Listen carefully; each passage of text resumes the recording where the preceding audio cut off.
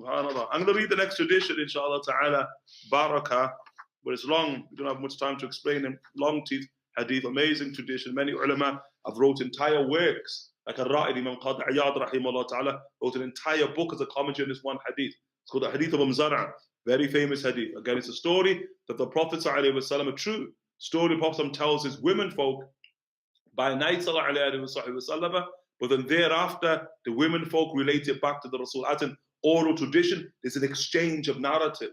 But the basis of the narrative is on the tongue of the Rasul ﷺ, as several ahadith affirm. But the version we bring here, which is in Bukhari and Muslim here, in the Shama'il here, it's going to be Aisha who's now repeating the story back to the Prophet ﷺ. When we're reading the Arabic, and the Barakah is in the Arabic, the Hadith of Umm Zar, this is the Hadith of Umm Zar. It is ascribed back to the Prophet ﷺ because of the remark at the end of it, I have to you as Abu Zara wa Umm Zar. That's just this hadith. But there are other traditions when he himself relates the entire tradition. If we've got the book, we read, inshallah, the Barakahs in the Arabic, and then we sort of go through the translation. And Aisha radiallahu ta'ala anha قالت جلست 11 امرأة فتعاهدنا وتعاقدنا أن لا يكتمن من أخبار أزواجهن شيئا. قالت الأولى زوجي لحم جمل غاث على رأس جبل وعر لا سهل فيرتقى ولا سمين فينتقل. قالت الثانية زوجي لا أثير خبره إني أخاف أن لا أذره إن أذكره أذكر عجره وبجره. قالت الثالثة زوجي العشنق إن أنطق أطلق وإن أسكت أعلق. قالت الرابعة زوجي كليل تهامة لا حر ولا قر ولا مخافة ولا سآمة. قالت الخامسة زوجي إن دخل فهد وإن خرج أسد ولا يسأل عما عهد. قالت السادسة زوجي إن أكل لف وإن شرب اشتف وإن اضطجع التف ولا يوجي الكف ليعلم البث. قالت السابعة زوجي عياياي وغياياي طبقاء كل داء له داء شجك أو فلك أو جمع كلالك. قالت الثامنة زوج المس مس أرنب والريح ريح زرنب. قالت التاسعة زوجي رفيع العماد طويل النجاد عظيم الرماد قريب البيت من الناد. قالت العاشرة زوجي مالك وما مالك مالك خير من ذلك له ابن كثيرات المبارك قليلات المسارح إذا سمعنا صوت المزهر أيقن أنهن هوالك. قالت الحادية عشر زوجي أبو زرع وما أبو زرع أناس من حلي أذني وملا من شحم عضدي وبجحني فبجحت إلي نفسي وجدني في أهل غنيمة بشق فجعلني في أهل صهيل وأطيت ودانس ومنق فعنده أقول فلا أقبح وارقد فأتصبح واشرب فأتقمح. أم أبي زرع فما أم أبي زرع عقومها رداح وبيتها فساح. ابن أبي زرع فما ابن أبي زرع مجعه كمسل شطبه تشبعه ذراع الجفرة. بنت أبي زرع فما بنت أبي زرع طوع أبيها وطوع أمها مل كسائها وغيظ جارتها. جارية أبي زرع فما جارية أبي زرع لا تبث حديثا تبثيثا ولا تنقثوا ميراتنا تنقيثا ولا تملوا بيتنا تعشيشا. قالت خرج أبو زرع والأوطاد تمخض ولقي امرأة فمعها ولدان لها كالفهدين يلعبان من تحت خصرها برمانتين فطلقني ونكحها فنكحت بعده رجلا سريا ركب شريا وأخذ خطيا وأراح علي نعما ثريا وأعطاني من كل رائحة زوجا وقالت كلي أم زرع وميري أهلك فلو جمعت كل شيء أعطانيه ما بلغ أصغر آنية أبي زرع. قالت عائشة رضي الله تعالى عنها فقال لي رسول الله صلى الله عليه وعلى آله وصحبه وسلم كنت لك كأبي زرع لأم زرع. هكذا the hadith in its length. Aisha radiallahu ta'ala anha wardaha said 11 women sat down together and pledged and committed themselves not to conceal anything about their husbands. The basis of it is a hadith that relates to marriage, different types of relationships. The basis of it is how one should treat their women folk, as the Prophet ﷺ, خَيْرُكُمْ خَيْرُكُمْ لِأَهْلِ وَأَنَا خَيْرُكُمْ لِأَهْلِ. The best of yous are the best of yous in treatment to your family, women folk, and I'm the best of yous in treatment to my family, women folk. Sallallahu alayhi wa alihi wa sahbihi wa sallam. And so that's why Imam Bukhari, Imam Muslim, and others, Imam Muslim places it in the chapter about the manaqib of the Sahaba, the virtues of the Sahaba, because the hadith obviously also connects to Sayyidina Aisha, the virtues of Sayyidina Aisha, radiallahu anha wa ardaha. But the hadith, meanings upon meanings upon meaning, meanings of masculinity, meanings of femininity, meanings of humanity, meanings of spirituality, the 11 archetypes of souls, the good souls and the bad souls that Allah subhanahu wa ta'ala creates. The depths of the meanings, mashallah, tabarakallah. And the hadith, like the previous hadith, Yemeniyat, it's women of Yemen. The 11 women are all from the Yemen. Although there's traditions that state the women are from Mecca. And the ulama say you join between them in that Mecca is from Yemen. Mecca's in the Yemen. If you look at it territorially, the ulama understand this tradition in and of itself. They're going to speak about their husbands. It's okay, real. Aisha said 11 women sat down together and pledged and committed themselves not to conceal anything about their husbands. And they don't lie and they don't break oaths. The Jahiliyyah. So now they took a contract upon that. They're all going to tell you everything about their husbands, not conceal anything. Now, how do you maintain the basis of it? Commentary is here. The base of how you maintain the contract with the women and also maintain the contract with your husband of silence, of not revealing his character, is that you hide it within language. So it's now language that will conceal, although you're telling everything. And so what it really needs is power of language. When a woman removes herself from that, of the 11 women, you're understanding something has gone radically wrong, or it's gone radically right. You get the point? If it's gone radically right, the relationship has gone radically right, the woman going to make it plain. That's what love does. If it's gone radically wrong, the woman going to make it plain. That's what hate does. Have you got the point? But it's when they're balanced in the middle, then they're going to conceal the reality within what? Within language, okay? The basis of it. So the hadith, first and foremost, is demonstrative of the power and the prowess and the profundity of the Arabic language. That's why Imam Qadi Iyad, his commentary is mostly linguistic.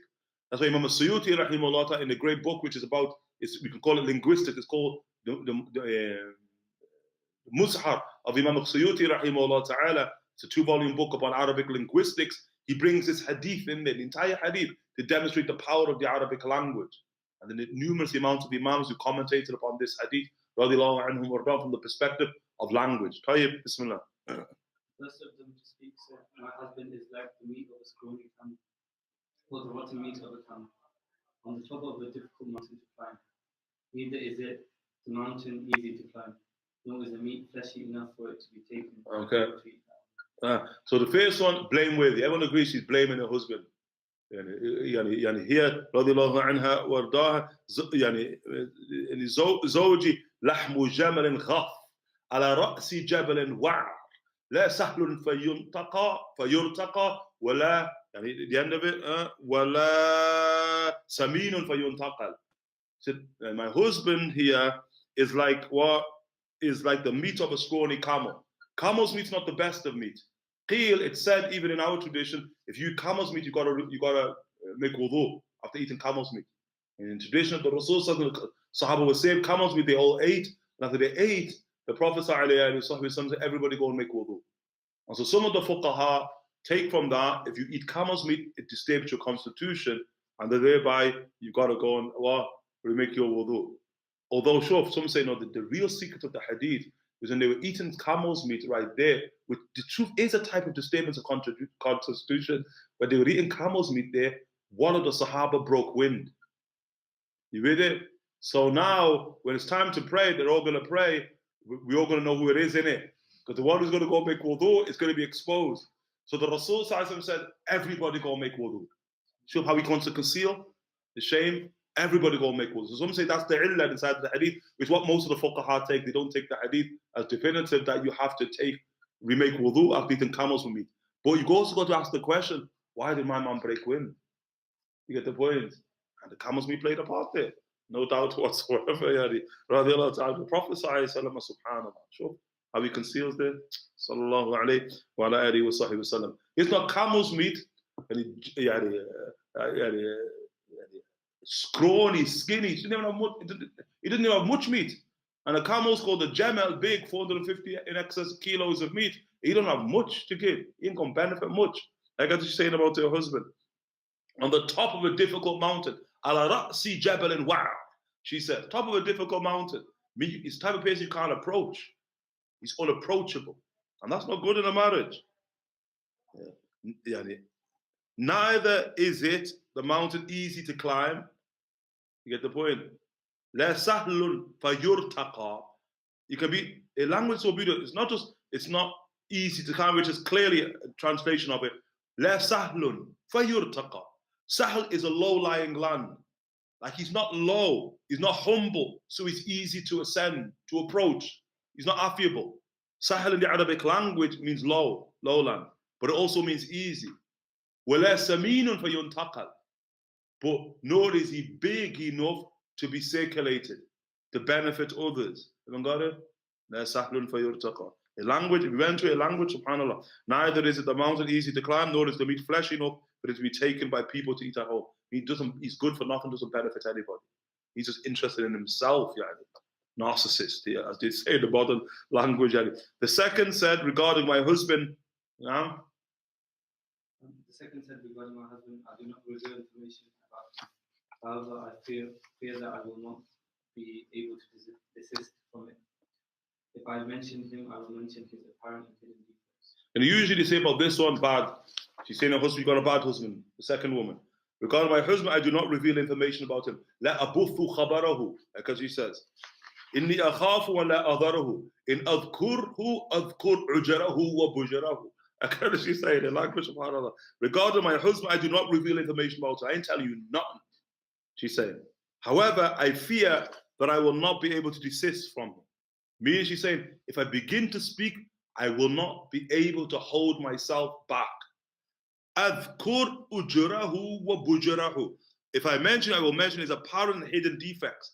You could say, I'll speak about him, warts and all. I'll tell you everything about him. Everyone got it? Dominant opinion, bad. She's just going to keep it silent. I ain't going to say nothing about him, bad. Other opinions, which is, I think is beautiful because there is complexity. Some say, no, it's good. But what she fears now, is with women, what she fears, if she speaks about her husband, the other women will get jealous. You hear that? So it's good. So she wants to, like some of the ulama have the opinion. So she's going to keep that one hidden, you hear it? And hide it beneath language and leave it now to their imagination. Is it good or is it bad? Okay? The third now. The third said, my husband is horrendously poor or bad mannered. If I speak, I will be divorced. And if I remain silent, I'll be left hanging. It's a shannak. A shannak means somebody who's tall, gangly, there's no symmetry to their body, and there's no athleticism likewise. You hear that? The blameworthy is not, it's a kiyama, it's horrendously tall. No, that's betting. Sahaba can be quote unquote, I'm not saying horrendous, extremely tall, better way. You get the point? But the Sahaba, the symmetry to them, in their physique, and their athleticism. Umar ibn Khattab, 9'2", 9'3". He could do somersaults onto horses. He would mount a horse, he would do tricks, he would put his feet inside, one foot inside of his ear, then he would jump hoops through his arms onto horses. Umar ibn Khattab. He'd do acrobatics onto horses in Umar. You were there? But look, the height. So it's about somebody not being able to control the height, control that physique. So my husband is horrendously tall. In antiq utallaq. If I speak, I'm divorced. In askut u'allaq. If I remain silent, I'm left hanging. I'm in a state of suspense. She's in no woman's land. She doesn't know where she is in the relationship. Are often bad. Everyone agrees, bad husband here. Bad. Archetypes. The fourth. The fourth said, my husband is like the night of Jahannam. Neither extremely hot nor cold. Neither fearful nor worried. Good. That's love. This one love. Everyone believes it's good. She's in love, yani. And my husband is like the night of Tihama, balanced. That's what she wants by that. Neither extremely hot nor cold. He's not hot-tempered, fairy, nor is he cold, aloof. None of them. Neither fearful, he doesn't instill fear inside of you, nor boring. You with it? Because you could say that somebody doesn't instill fear inside of somebody, they could tend towards being boring. You get the point? She's not boring either. And this is love. That's the fourth one. Type the fifth. The fifth said, regarding my husband, if he enters the house, he pounces like a leopard. If he leaves, he acts like a lion. Moreover, if he does not ask about what has happened at home. This one again, different ways to look at it. There's a complexity to it. And Zawji in dakhala fahid. My husband, when he enters, he's like a leopard here. Like a leopard. Okay? Meanings of it, that could be good, that could be bad. From the good of it, the leopard at the home is docile. You with it? The leopard, when he comes home, it's as if, the predatory nature is somewhat lost. Although we can come and make another comment upon that. You with it? So he's docile, sleeps a lot, etc. For the woman, if you're good. But إِذَا خَرَجَ أَسِدْ. But when he goes out, he's a lion. He's the king of the jungle right there. That's what the ulama say, that a man, when he's in the house, he's maghloob. When he's beyond the house, he's ghalib. A man in the house is dominated. Outside of the house, he dominates. How can the ulama say? So ulama say she's praising your husband. Of it, the ulama, when they speak about he pounces like a leopard, leopards, the word with adab, they say the leopard here is sexually active. It's a sexually active creature. And so that there is the contract of marriage, there's praise in that regard. And he enters the house, he's like a leopard, he's sexually active. The leopard also playful. You got to look at the issue of animals, playful, so she's praising your husband. The negative about the leopard, as I say, leopard never changes its spots. Once a predator, always a predator. You read it? Leopards are not like lions. Lions can be tamed, leopards can't, Leopards is a pure cat, A leopard, you know what a pure cat means? Unpredictable. Like a leopard is pure cat, like a cat inside of your house. A cat, that domestic cat, that cat is a cat, When you say someone's a cat, it ain't good. When someone's a cat, innit? What's a cat mean? They're psychos. They're sneaky, scheming. How cut to the cat? I don't know how they got it though, but I read once where they were saying that a cat, a domestic cat, it harbors a desire to kill its owner.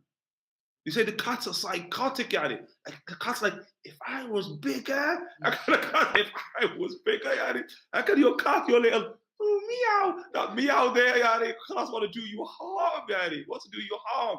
Nasallallahu salam al afiyah. I couldn't miss the meow. Yeah.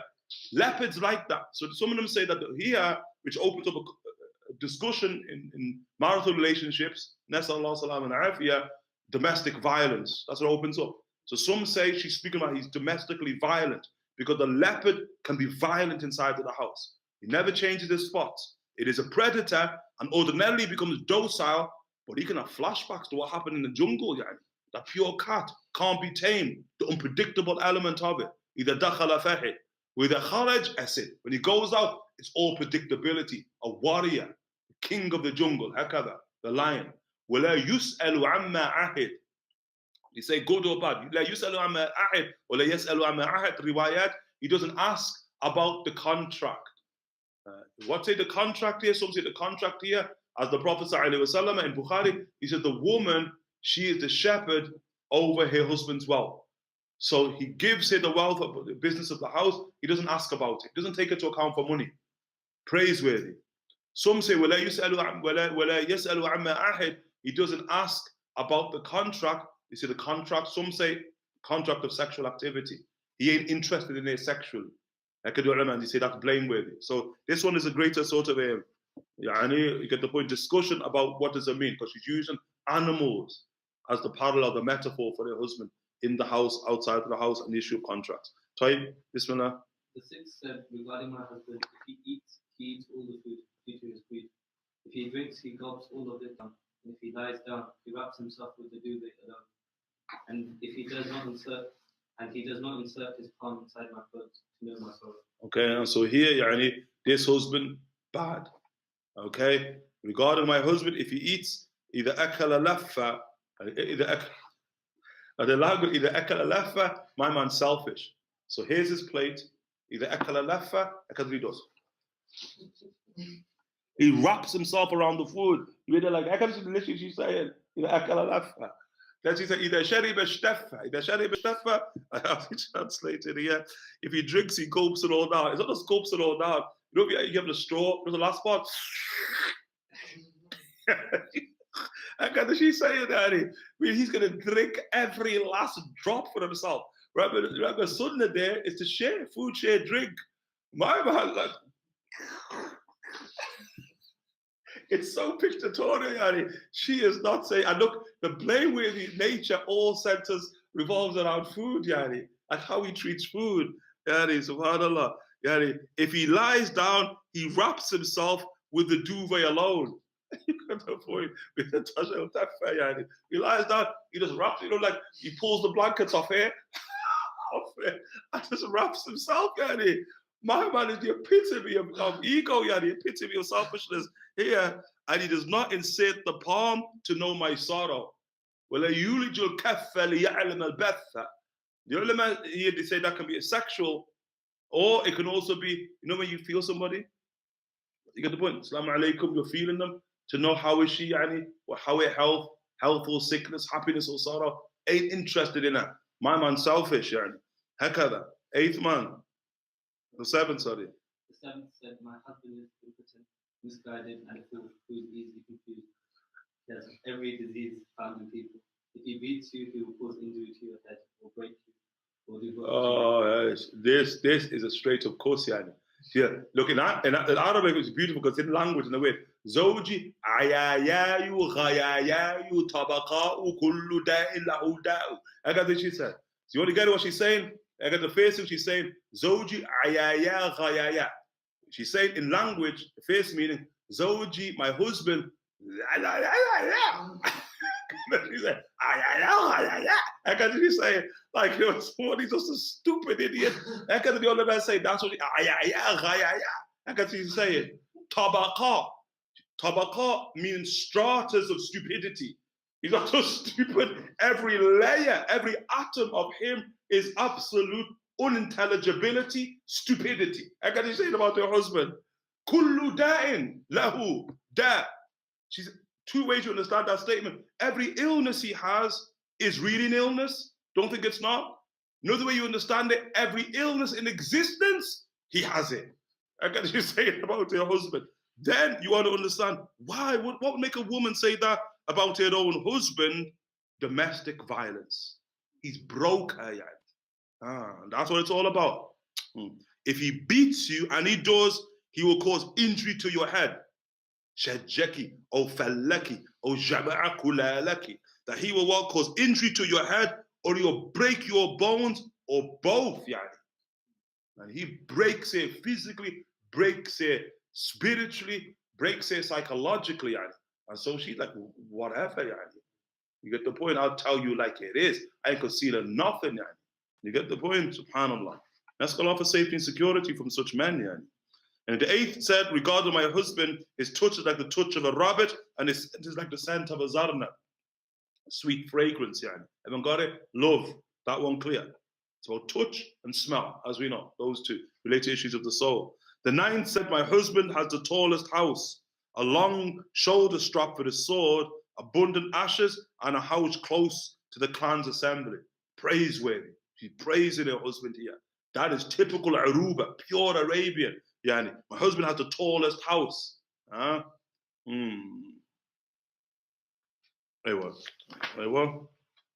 tallest house. Yani Rafi' al-Imad. So Rafi' al-Imad, one, Rafi' al-Imad could relate to him. Zawji Rafi' al-Imad, tall. You get the point. Imad is a pillar. You know when you say, my husband's my rock, when someone's your rock, he's the pillar, reliable. Also, Imad, which is sound the translation, the tallest house, because it's the central pillar of the wall of the house, tents, or even a house, what holds up the structure, the pillar. Haven't got it? The taller the pillar, the bigger the house. What does that mean? Karam, generosity, honor attained through generosity. A long shoulder strap for his sword, warrior. But if he's got a long shoulder strap for his sword, then he's got a long sword. And swords are measured in accordance to physique. So he's a taller man. This is a leader who walks amongst men. And a house close to the clan's assembly, what does that mean? Prominence in society?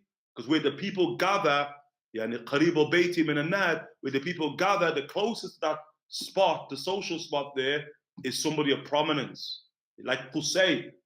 In history, Qusay places his house right in front of the Kaaba. The closest house to the Kaaba is the house of the great leader, forefather of the Prophet Qusay ibn Hakim. Haven't got it? But it also means that he's generous. Because if you ain't generous, you ain't going to live close to where people gather. You're going to live out there in the sticks in it, so nobody knows where you live. And you don't have to host anybody. But the one who lives close to an ancient society, they're the most generous. Pure praise, pure uruba. Then the 10th man, my husband is Malik, and what is it that I can say about Malik? Malik is better than that.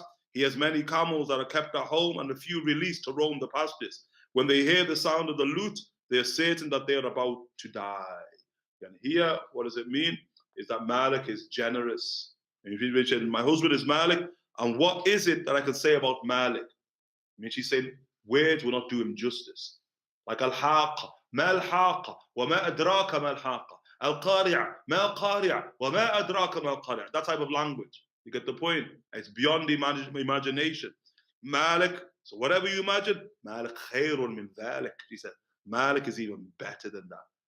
Whatever conclusion you come to, he's greater than that. He's telling. He has many camels that are kept at home and few released to roam the pastures. Why? Generosity. When they hear the sound of the lute, they're being summoned by the head, by the camel driver, the camel herder. Some say here that the sound that they're hearing is the crackling of fire, the music of fire. When they hear fire crackling, they're certain they're about to die. They're doomed. He's going to summon them, slaughter them to feed guests. It's all about karam, generosity. Malik. The last of them, inshallah ta'ala, the 10th, the 11th said, my husband is Abu Zar, and the hadith is about it, the hadith of Umm Zar. The 11th, my husband is Abu Zar, and what is it that I can say about Abu Zar? He shook my ears with earrings, filled my upper arms with fat, and honored me until I felt proud of myself. Everyone got it? What did he do to me, for me? Yani, 1, he lavished jewelry upon me. Generous. 2, filled my upper arms with fat. Still generosity. She ate well. She lived well with him.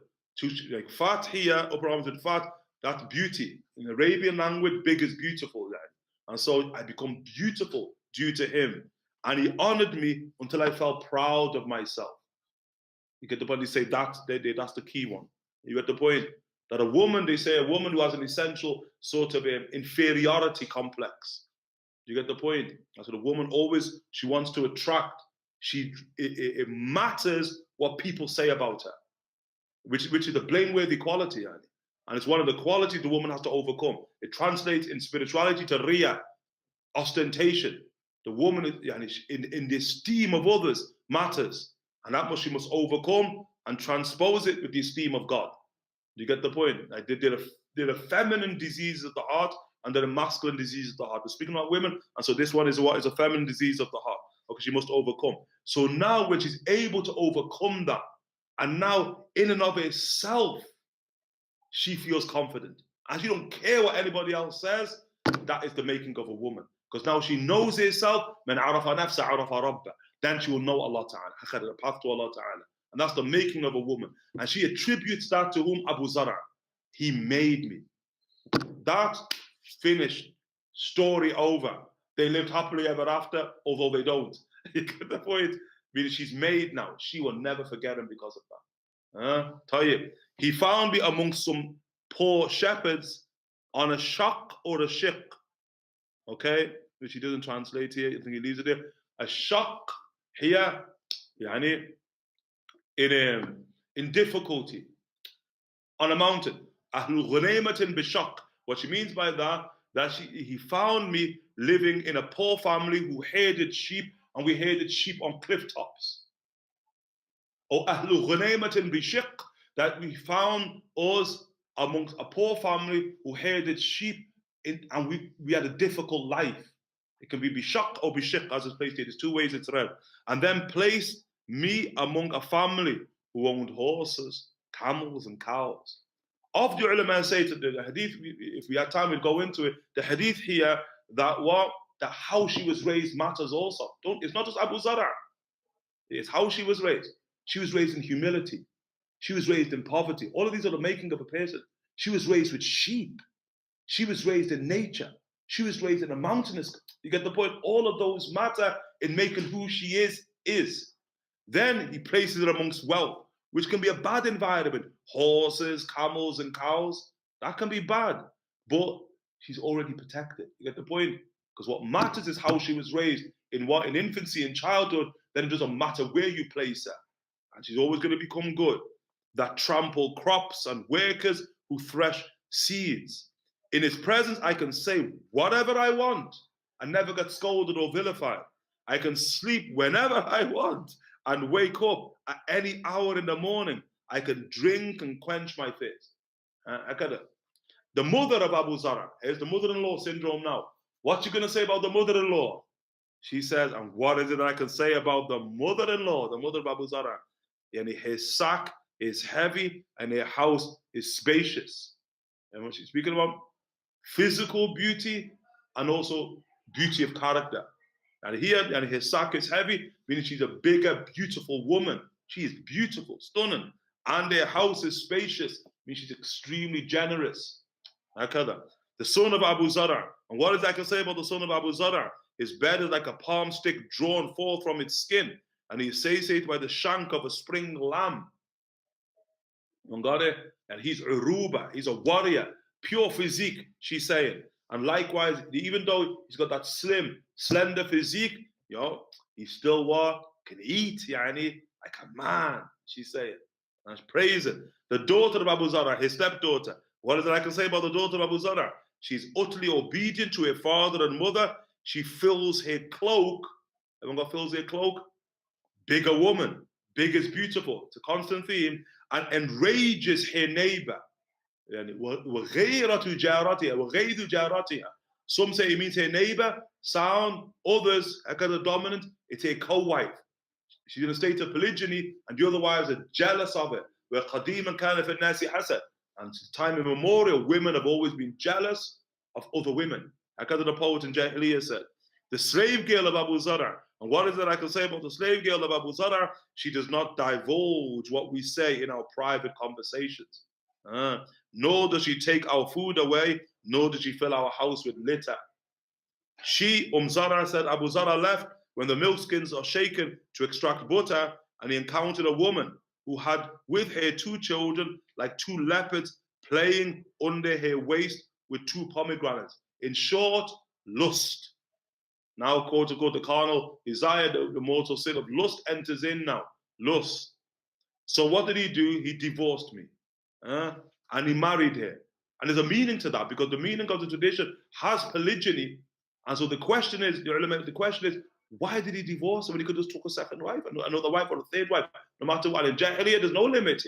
It's a Jahiliyyah, no limit. Could have been the 1,000th wife that he took. So why did he do that? قَدِيمًا كَانَ فِي النَّاسِ حَسَدٌ. Women, he say he gets in psychology of women, but the woman going to go, oh man, lust.